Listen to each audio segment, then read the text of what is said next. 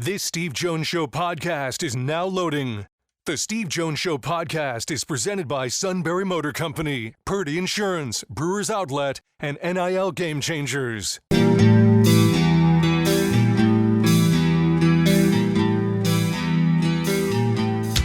Bringing you an in-depth look at Penn State sports and more. This is the Steve Jones Show on News Radio 1070 WKOK. The Steve Jones Show is presented by Purdy Insurance, Brewers Outlet, NIL Game Changers, and Sunbury Motor Company. Now from the Sunbury Motor Studio, here's Steve Jones. And the opening half hour brought to you by Brewers Outlet, Reagan Street in Sunbury, the beverage supermarket. Imports, domestics, microbrews, the best selection of beer anywhere. Wine coolers, waters, soft drinks, snacks. They roast their peanuts fresh and out every day. 6 great flavors of slushies and the pickle bar. Led by the barrels and the dills, indeed second to none.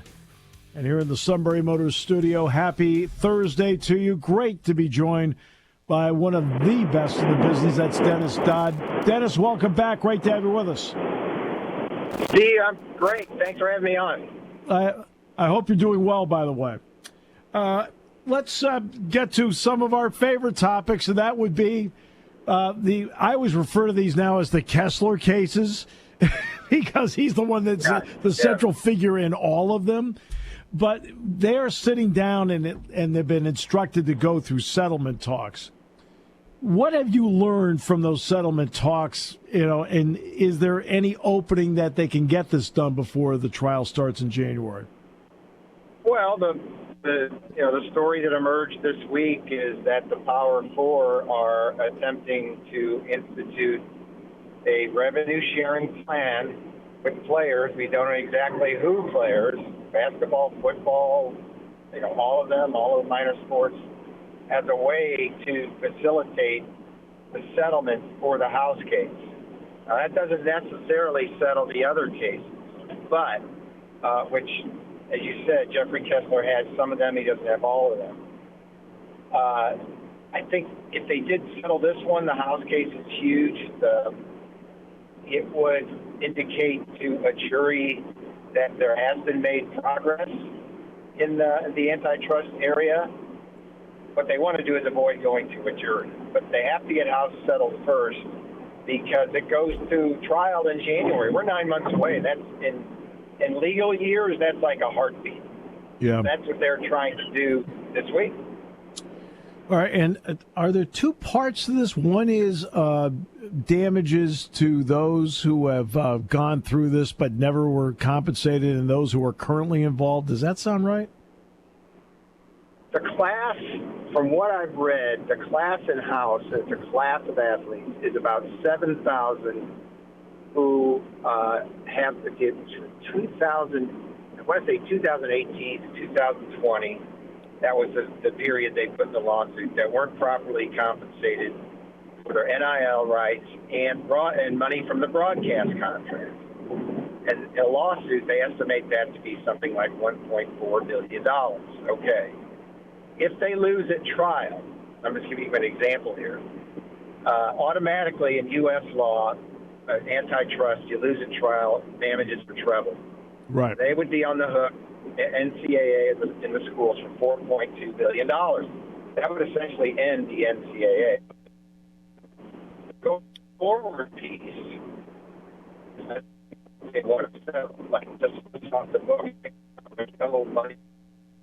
I'm just trying to change the landscape with that lawsuit. These players get paid. So that's another reason why it's so important. Yeah, when he means treble, this isn't the USFL case for $1 that ended up at $3. No. It's a little bit more. No, not that. No. Now, Trev Alberts, and it may have been talking to boosters, whomever, I don't know, mentioned that he threw out the numbers of 15 to 20 million per year that athletic departments would have to come up with. Dennis, what would that then mean for athletic departments who are sitting there and have probably done 3 to 5 year projections and never counted on this being in there? Yeah, you must have read my story for a couple of weeks ago. That's exactly what I wrote about. Like, how do ADs do future budgets with this hanging over their heads? And the answer was they can't. But that number is accurate, that they would be on the hook for $15 to $20 million each on average in the Power Four. I had written a story, earlier this year. These questions popped into my head. So how could they afford it? It's another massive expense. Well, they can't afford it. The athletic department can borrow from the school. The school could borrow from a bank if it's that big. And as I was told in research for this story, universities are absolutely great customers for banks because the banks know they're going to get their money back. Right. We're not talking about a year. It could be a 30-year note. It could be like buying a house. Yeah. So they can afford it. State subsidies, what have you. The bigger issue is getting it done so they can progress. Even if they get this done, if they get this settled, these lawsuits settled, it doesn't stop the spigot of possible lawsuits. It doesn't stop NIL, and it doesn't stop collectives. So I've come to the conclusion, Steve, that I think just cutting to the chase, it's going to have to be employee-employer relationship, collective bargaining. You can get rid of all this stuff. That'll take another few years probably, but this is a step. And yes, I do read all your stuff. You know that. Somebody does. You're the guy. I'm the guy. Just like every once in a while you hear me do a game, you're the guy. That's right. So, Dennis, the next part is, I think it was the Fiesta Bowl hosted it, where they had the bowl reps. How important could collective bargaining be to solving their opt-out problem? Well, this speaks to the reason why you need collective bargaining and an employee-employer relationship. You can't compel players to participate. No pro player has written into his contract, you have to play in the World Series. You have to play in the Stanley Cup. Why would you? Yeah, you'd be foolish. Your agent said you'd be foolish to do that. Why would you do that? Why hurt yourself? There's a legal term called a specific performance clause that applies here that you don't see in those contracts. Specific performance says it has nothing to do with money. It's something like if you have, let's say, a prenuptial agreement and you get divorced and one person gets the dog, you have to do that. That's a specific performance. No one can compel you to play. Now, can you write it into an agreement? Again, I think they'd be dumb to write that in there, because who is going to decide, for instance, if you're healthy enough to play? If you want the right to opt out, if you're Bryce Young and the decision for a playoff is $30 million guaranteed, number one choice, you might break your leg playing 4 extra games. And I'm not endorsing it. I'm just saying those are the factors here. So when I saw that story, I said it was from two sources who absolutely are interested in players playing in bowls. The head of the bowls, Nick Carparelli, and Eric Moses, who's the head of the Fiesta Bowl. But I made some calls this morning. You can't compel players to participate. What if they have a contract that would state that if in given year, whatever game we play in, you have to be available for? Well, I think the collectives could do it, but if those players are getting any kind of representation at all, that would have to be scrutinized. And then you're talking about, to make it stick, every collective doing it. To do the deal. So, again, if I'm Caleb Williams, I don't have that in my deal because, I can go somewhere else to get the money where it's not in my deal. If I get up there and I'm the number one draft choice, we're probably talking about a very small amount of players. Sure. But I don't know if there's a way. I think there's a way.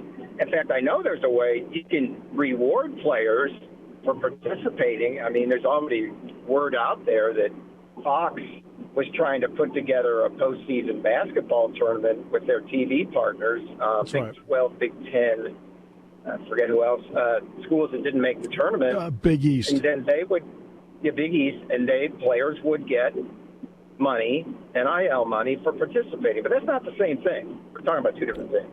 Right. They are two different things. Traditionally, in your research, how tough a negotiator is Kessler? He's the best. You don't want to be tangled up with him. This is a guy who, through many of the machinations we're talking about right now, created the NFLPA. Mm-hmm. And, I would submit, along with the Major League Baseball Players Association, is maybe the most powerful labor union on earth, or one of them.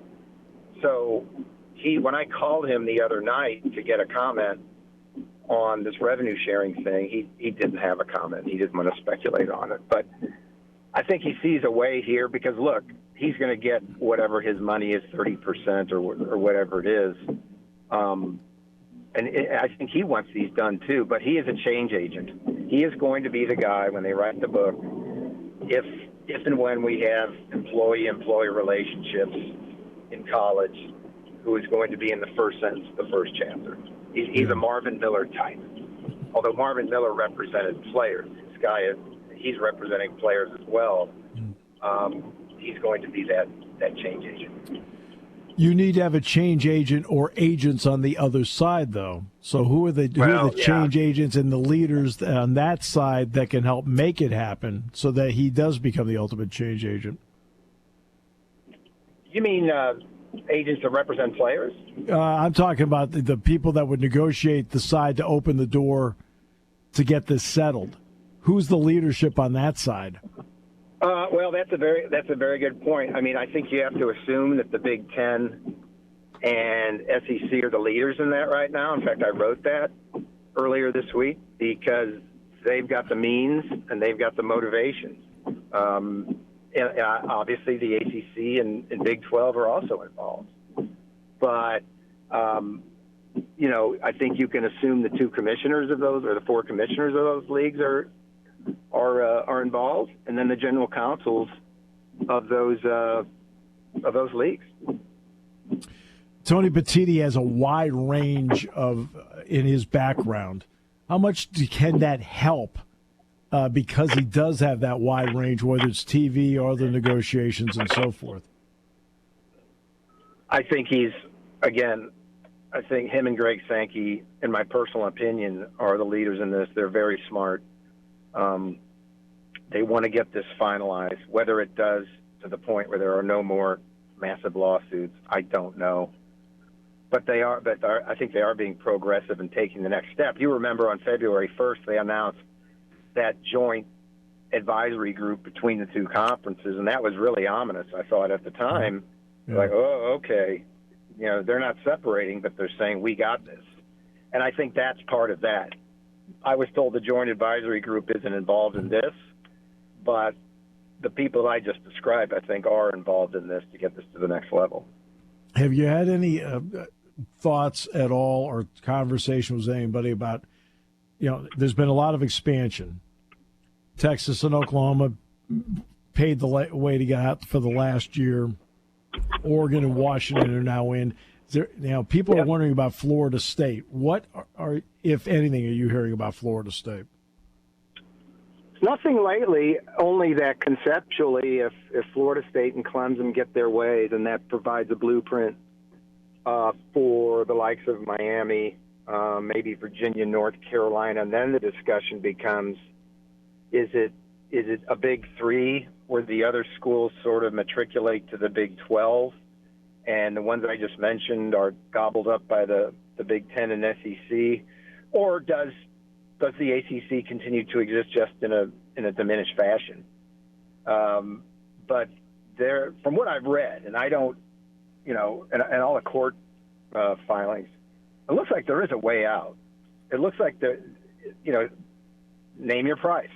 There is a way they can buy out of this, Florida State, and then the other ones would have to, they have to get out first, and then the SEC and Big Ten can move in. I don't see any reason why Florida State the SEC would want Florida State, they've got the state of Florida with Florida. Right. I'm sure Florida would be very against that.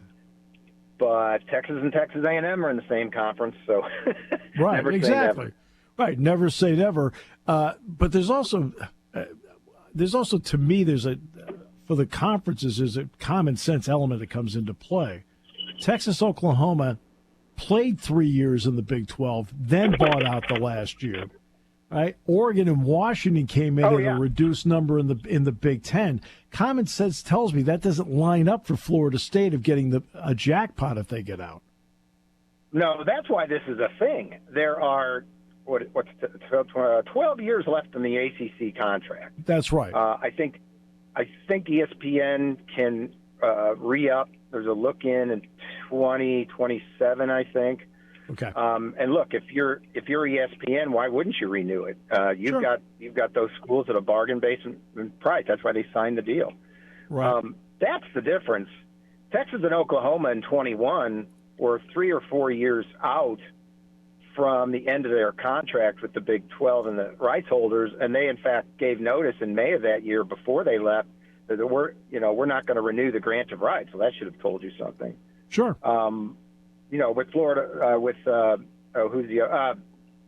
Pac-12, obviously it was collapsing around them. Yeah. With less than a year to go. So that's the huge difference. So there's a lot of money in rights fees left in 12 years. A lot of money left. Dennis, thanks so much. Really appreciate it. I know you jumped on with us late, and we appreciate it as always. And yes, I do read everything. You'll be held. It'll be a test at the end of the semester, Steve. I'm looking forward to it. Bring it on. Bring it on. All right. Thank you. Thanks. You bet, Dennis. The outstanding Dennis Dodd, CBS Sports. Yes, I do read everything he writes because he's just there's certain people that are connected and have insight. He's got both. All right, we will come back. This half hour brought to you by Brewers Outlet, Reagan Street in Sunbury, the beverage supermarket here on News Radio 1070 WKOK. When car repairs get difficult. Well, I just don't know. Me neither. We get good. Sunbury Motors. More than quality new and used cars, Sunbury Motors specializes in complicated auto repair diagnosis. They can handle intricate repairs and even complete auto body with service open Monday through Friday, 7 till 4. And Sunbury Motors has made simple repairs easy. Maintaining your vehicle is necessary. Finding the time to do it is difficult. Welcome to Sunbury Motors Quick Lane. Just walk in or call ahead. Relax in their remodeled waiting room with Wi-Fi, beverages, and snacks. While Sunbury Motors factory-trained techs take care of your oil change, tire alignments, brakes, and inspections. Quick Lane, 6:30 to 6 Monday through Friday, Saturday 6:30 till 2. Sunbury Motors, Ford and Hyundai, North 4th Street, Sunbury. And Sunbury Motors Kia, routes 11 and 15 in Hummel's Wharf. We take the out of auto repair. You want a unique way to display your brand. You need a team of seasoned experts to work with. You want to reach customers who buy. You want NIL Game Changers, a versatile consulting agency powered by former student athletes and coaches who work as NIL sports agents. NIL Game Changers will help you build powerful relationships with customers through compelling stories, with student athlete influencers as your leading edge. Finally, we'll equip you with the right media to drive your success home. NILGameChangers.org, building meaningful relationships with your customers.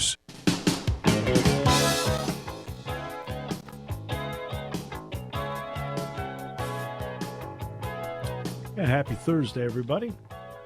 Half hour brought to you by Brewers Outlet, Reagan Street in Sunbury, the beverage supermarket. I mean, it's another beautiful day out there today. So stock up for the weekend. Got the Kentucky Derby. Took Girardi on the show tomorrow. We'll get his Derby pick and see what he thinks. I will start out with the absurdity of Bob Baffert not being allowed to be there, which means Muth will not be there.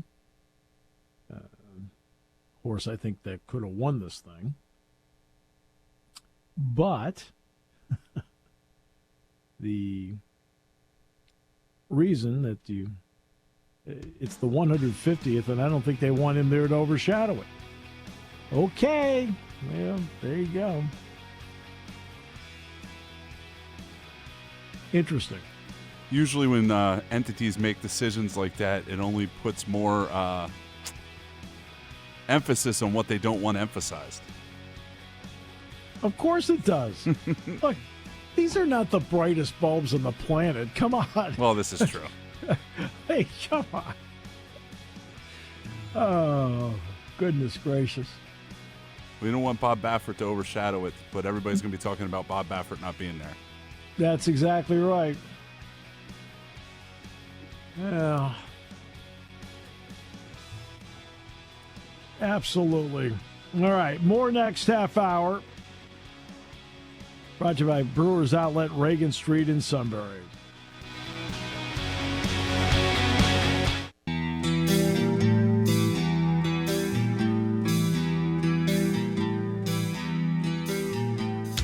Bringing you an in-depth look at Penn State sports and more. This is the Steve Jones Show on News Radio 1070 WKOK.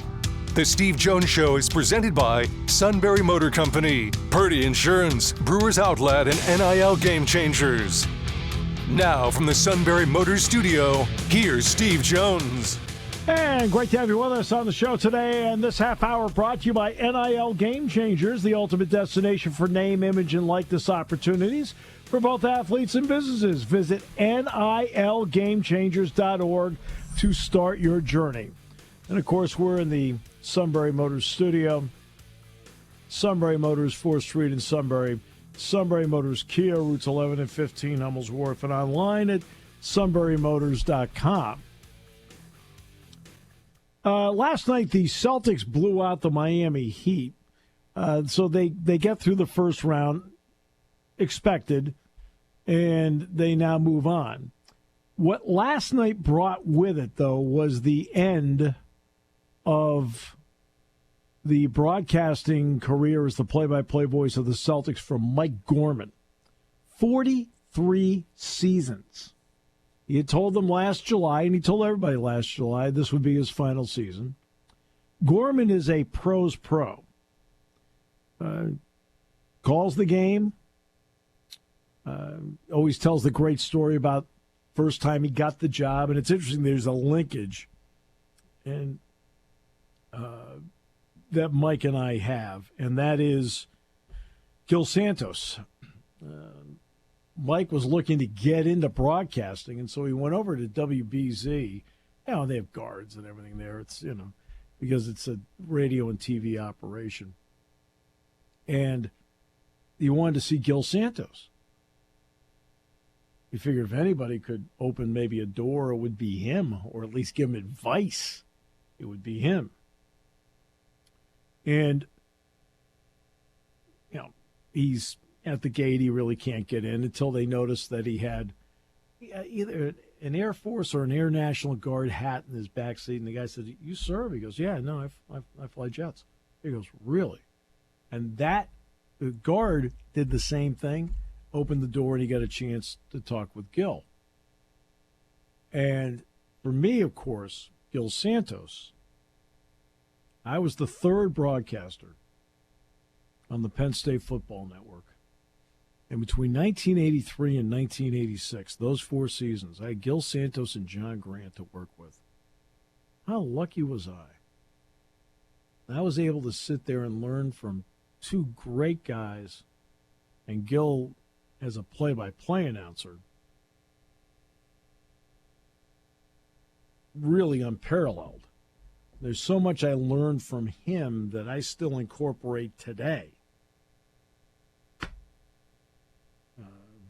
And that's the linkage that the two of us have. It was how much I learned from Gil and how Gil opened doors for Mike.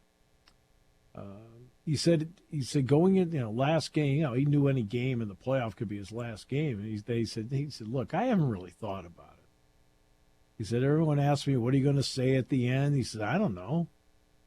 He said, I really don't know. He says, maybe I won't know until the final seconds as to what I'll say. So you're looking at a guy that meant so much to to Boston fans up there. And so they put together a piece last night, starting with Paul Pierce. The voice of so many different eras, man. It's hard to think of the Celtics without thinking of your voice and the stories you Brad brought Stevens. to life in every living room in New England. The best Bob thing Cousy. I can say about my friend Michael Gorman is that he is the ultimate professional. It's not just with what you did with Tommy and everybody else, but more importantly, the human part, what you did as far as relationships. Thank you, man. Enjoy your retirement. And I hope that your health and passion continue and that your golf game improves a lot. I'm very honored to call you friend. One of the true blessings in my life has been able to tell people that Mike Gorman is my friend. So with much admiration, much respect, and so much love, I say thank you. Everybody in the league still wants to be just like you. Mike, congratulations. Thanks for being the best. Mike Gorman, congratulations, man. Well done. 43 years. Enjoy retirement. We love you, Mike. We love you, Mike. Congratulations on a Hall of Fame career. One of the game's greats, man. One of the game's greats. Well, I don't know what to say, really. For the past 45 years, it's been an honor and my distinct pleasure to have been the voice of the Boston Celtics. I'll be forever grateful to this ownership for treating my family as they treat their own, and special thanks to all who welcomed Tommy, Scal, and me into your homes all winter long. When there was a cold night going on outside, you turned us on, and that just couldn't have been better. There's no place I would rather have been. So, Boston, thank you. Good night. That's how he signed off. You're talking about those of you who watched in the 80s and 90s Big East basketball. Mike Gorman was that voice, mostly working with Dave Gavitt. But we wanted to just pay tribute to him. 43 seasons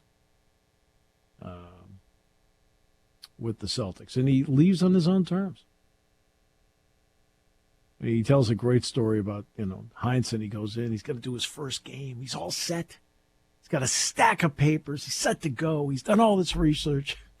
Heinsohn takes the stack, holds him over the garbage can and drops him in. He says, Mike, why don't we just go out there and talk about what we see?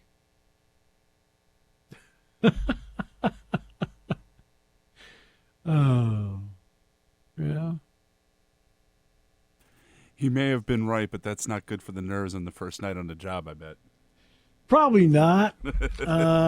Probably not, but that is actually, look, everybody knows, I'll do it from my perspective. Everybody knows I prepare, right? Because I want to make sure I go out there, and in case something happens, I have it. All right? In case something happens, I have it. Nick Singleton goes over 100 yards. It's his sixth time in his career. I have it. Right?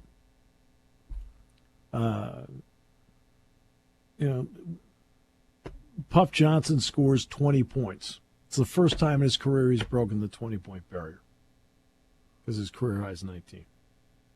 Right? And that's,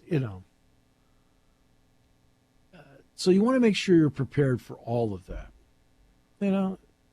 But in reality, what you do and what Jack Ham and I do and what Dick Girardi and I do, and I know because Mike and I have talked about this, so it's not like, and because Mike's got a Penn State game. All right. We're two guys sitting there watching a football game talking about it. Dick and I are two guys sitting there watching a basketball game talking about it. What do we see? What don't we see? That really is the job. Everyone wants to complicate. I mean, I always have a running joke. People ask me about the job, and I said they point me toward the field or court, and I talk. It's always the running joke. And Tommy Heinsohn was not wrong. He was right. He says, hey, let's just talk about what we see. And in the end, That's what Mike and Tommy did. That's what Mike and Dave Gavitt did. And I know from our perspective at Penn State, that's what Jack Ham and I do, and that's what Dick Girardi and I do. That's what we do. Right? I would say it's easier to connect when you feel that way because it's more natural. If you're reading off a script, you sound like a robot. Right. Well, see that, and this is what I've tried to talk to my students in my class about baseball play-by-play. There's so much in baseball play-by-play where there are numbers for this and this and this and this and this, and I feel like you can take a broadcast and bog it down into the ground if you're doing 1,500 numbers during the course of 3 hours. Because my point to them is there's so much more happening in baseball than people realize. So I tell them, I said, yeah, will there be numbers? Sure, guy comes to the plate. I'll tell you, what's his batting average? How many home runs? How many runs he knocked in? How many extra base hits does he have? Is he 0 for his last 10? Is he 5 for his last 10? Just to give the audience an idea, like he's hot, he's not. Quick stuff like that. Hey, he's on a roll of late. He's 5 of his last 10. He's had a great series. Okay. But then after that, what's the count? What kind of pitch is it? Where's the infield setup? Left-handed hitter. Shortstop's near the bag. Third baseman's off the line. How are they lined up in the outfield?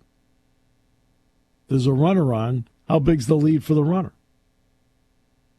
I said, little things like that. I said, you can be describing the entire time to give everybody the flavor of what's going on, then slipping in, hey, look, don't forget the next homestand's coming up, because you have time to do that. Right? I said, there's so much more going on than, I said, and I'll say to them, I said, let's talk about numbers for a moment. I said, how many of you follow baseball, believe in WAR, wins above replacement? And a couple of hands go up, a few hands. I said, okay. I said, I have a blackboard here. Explain to me how you arrive at the number. And, of course, nobody can do it.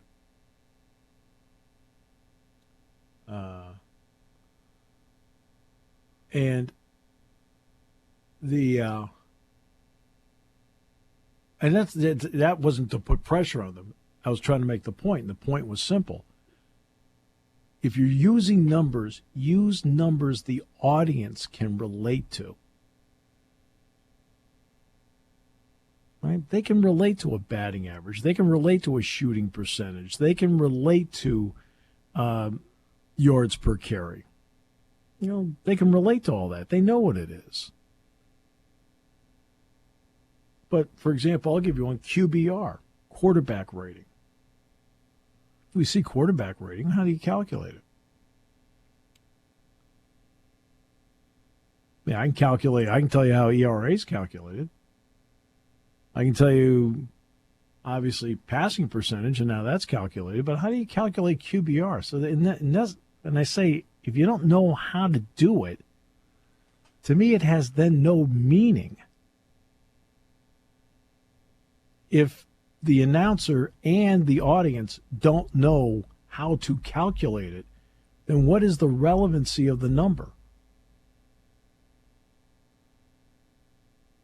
Because in the end, the only reason you are sitting there with your broadcast partner and your engineer, right? Or in football, we have a producer and an engineer. The only reason you're sitting there is because of the audience. That's the only reason.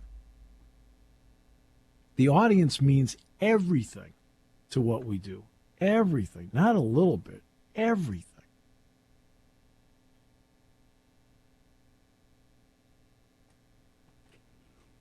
So you try to do stuff that relates to them. I thought Mike always did that. So it goes back to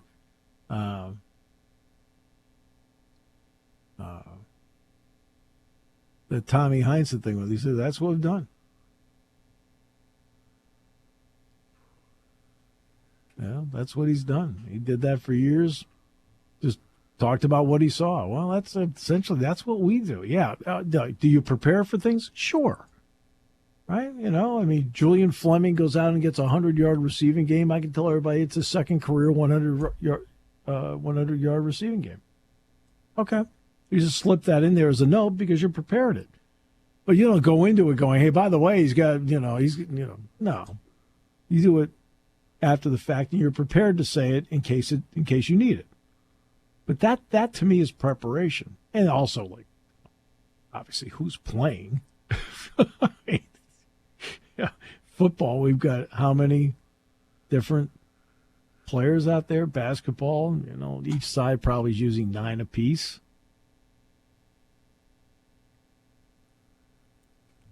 By the way, I looked up how to figure out QBR. Yeah. It's a 21-paragraph explanation. Yeah. Right. See, that's why I like working with this guy. He takes the time to do this stuff. If you need 21 paragraphs to figure out something, it's probably a little beyond a broadcast. Right. I give people who do these things all the credit in the world, because it takes work to come up with an idea like that and then execute it. So I give them a lot of credit for that. I also give them credit for, I feel like those who do sabermetrics, for example, especially in baseball, I think it brought more people to the table who want to know more about baseball. Now that I think is really great as well. As a broadcaster, it's important to me, as well as Jack Ham and Dick Girardi, that we talk about whatever it is where the audience can relate to what we're talking about. Now, Dick does a great job, phenomenal job. He really educates an audience during the course of a game. Jack does a great job because he really educates an audience during the course of the game. I feel the best analysts, and I work with the two best, if you know more about the game, and I don't mean just the game in front of you, but the game as a whole, by the time you're done with a couple of hours of basketball or 3.5 hours of football, if you know more about it, man, have they done their job. And these two guys, as you know, Jack and Dick, do their job. When the game's over, Penn State fans know more about the game. That's really important. Well, Mike was the kind of guy that made everybody around him better, gave everybody credit around him, and brought the best out of Tommy Heinsohn. And Mike will probably tell you that Tommy Heinsohn brought the best out in him. That's the way it should work. Believe me. You don't think Jack Ham and Dick Girardi don't make me way better than? Of course they do. Way better. I'm way better because I work with them. Way better.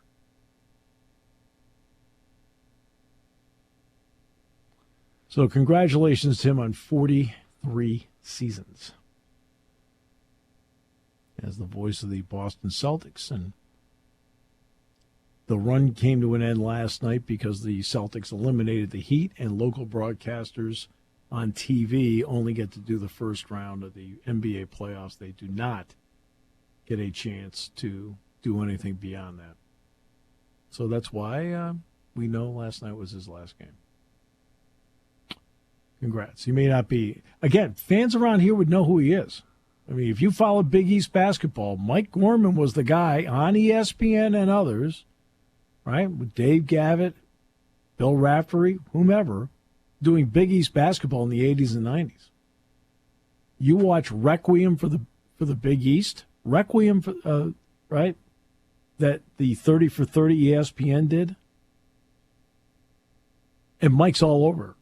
Mike's all over that, so you would know Mike. All right, we'll take a break. Half hour brought to you by NIL Game Changers. Oh, by the way, note from the suit.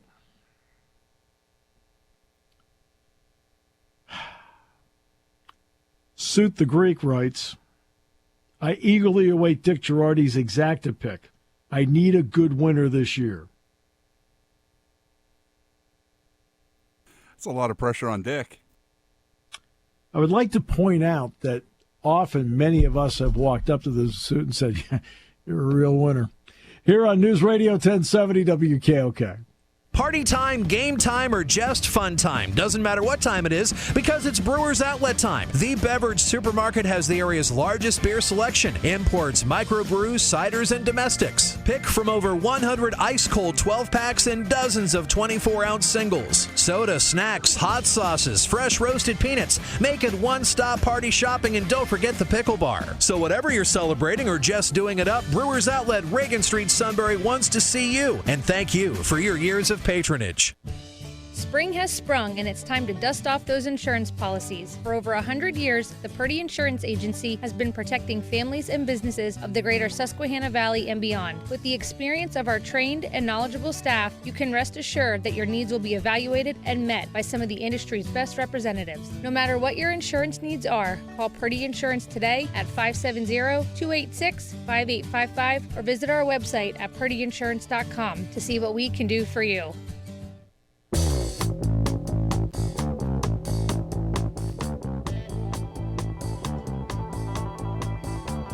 All right.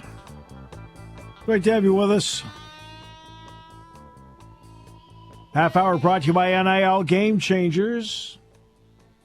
Ultimate destination for name, image, and likeness opportunities for both athletes and businesses. Go to nilgamechangers.org to start your journey today.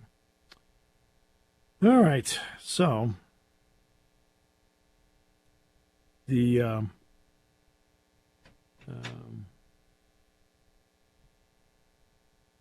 we're right at the end of the transfer portal here.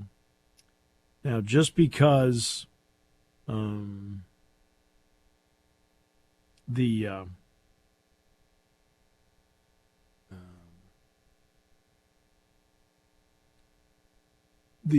portal is come and gone, because this is May 2nd, you have 48 hours.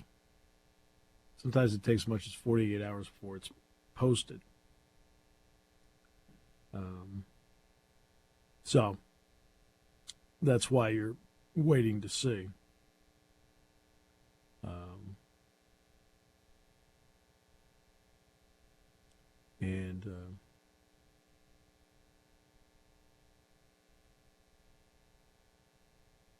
We'll find out if anybody else has put their name in by the end of this. Look, this is all part of the way it is in college football today. That's why the opening conversation with Dennis Dodd. It's one thing Dennis talked about athletic departments taking out loans and so forth, to pay back these numbers. If